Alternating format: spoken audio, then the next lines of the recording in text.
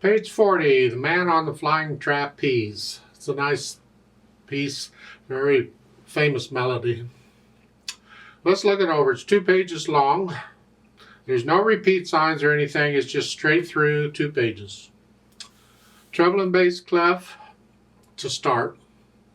1 sharp in the key signature. We're in the key of G major. Make sure you can do the G major scale. Now we're in 3/4 time. It comes in on a pickup beat. So beat 3. Now the fermata in that, I'll do all that later. I just want to make sure I got the fingering and the notes and the rhythms okay. In the right hand, you just hear, and then 4. The reason we're doing that is because we need a little finger for later. So we're going to change position on these repeated notes. 3 and 4. We come down. So we're crawling around a little bit. Reach down. The second line here. Second finger comes down. And you do that some more. Third line, you're here, the 4th finger, because you got to come down here. And then going on, this is the last line on page 40. For the dotted half notes tied to a half note, and they want thumb again. I'd rather not. I'm using thumb here. I'm going to reach up and use second finger, and then thumb on the E on the last beat of the next note. So it's 2, 3, 4, 3, 1. And now I'm back in the position. And on top of page 41, second measure, if you don't want to be up here, you can use second finger there on the D sharp, and then thumb. And I would like to connect this here, so starting with the second measure there. That I like to connect that, so I'm going to finger it that way. 2, thumb, 2, 3. So I can connect that. And then come up. I do 2. You can do a 1/5 if you want. I do 2. I like to keep my hand out here. And then you're back to the melody you had at the beginning. Go down to the bottom. Last line, you're here. Just lift up, come up. And then the last 2 beats are, or the last 2 notes, have an 8VA. You just come up. That's all right. Left hand, we're starting on 3 here. Just dotted half notes. And then a G, an A, and a C.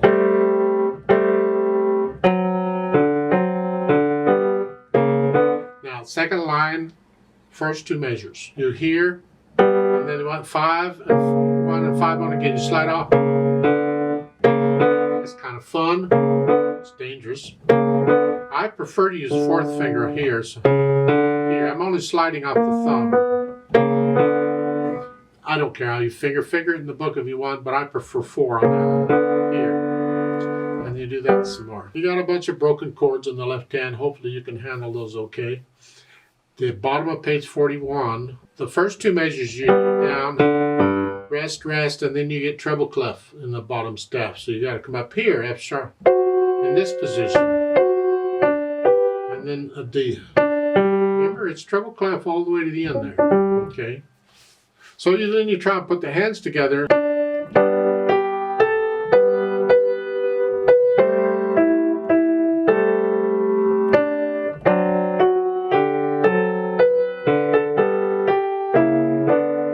Trying to connect everything right now. I'm just trying to get which fingers work together. I'm going a little fast. You take it at your speed, but go through and work it out both hands together. And then go back over the trouble spots and get rid of the hesitations. Keep it slow, but no hesitations. And once you have that, you can think about the articulation. They don't give you a whole lot. You get a fermata at the beginning. Fermata is not really articulation, but that's I included it. You hang on to that until what feels right. If I do it with a metronome, I'll just double it and I'll hold it for 2 counts instead of 1. And then you go on, connect all this. Lift up. Lift up. So I'm lifting up between the phrases is all I'm doing. Otherwise, I'm connecting it pretty much. In the left hand, I'm going to connect this as best I can. You can't, but do the best you can. There are a few staccatos if you look around, like over on page 41. 3rd line down, it's the 4th measure over here. This moves along pretty well, so you really don't have to think about the staccatos too much. It's up. You want to separate this in the last two measures of the third line. So you want to separate the D from the F sharp. Don't connect them.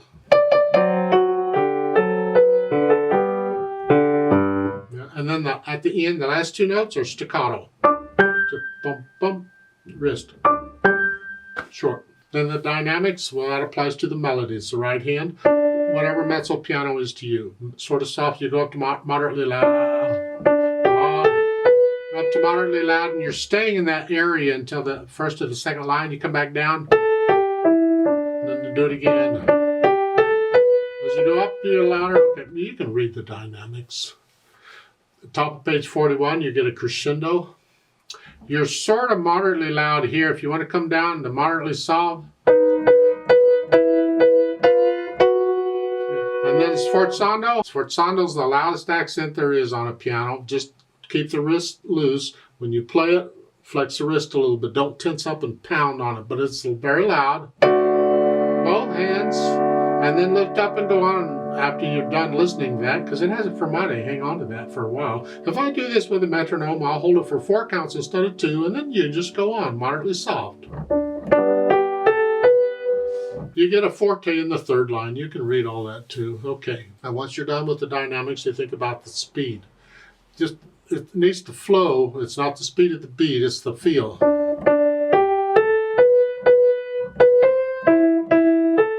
About that speed, in my opinion. I don't know.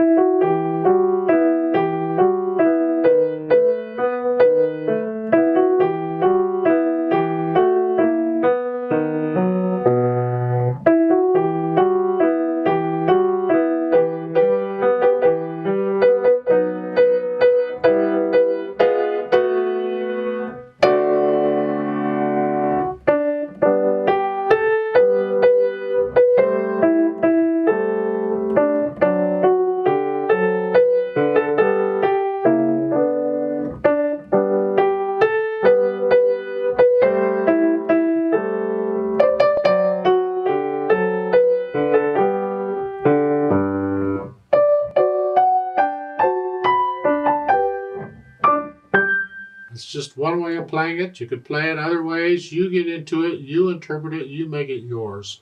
Let's play this together very slowly and double check the notes and the rhythms. I'm not going to do any dynamics. I'm going to hold the fermatas twice as long as the note says, because I got to stay with the metronome. So I'll give us 2 counts because we come in on beat 3. Ready, go. Hold.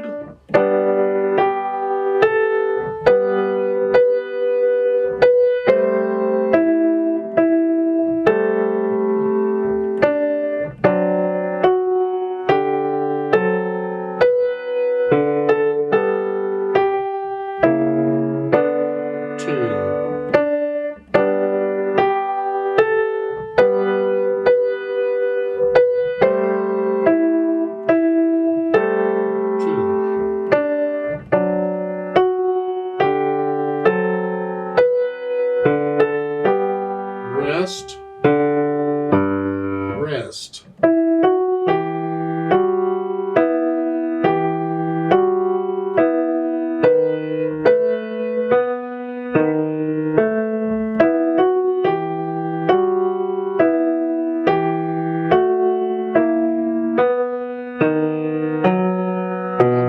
2, and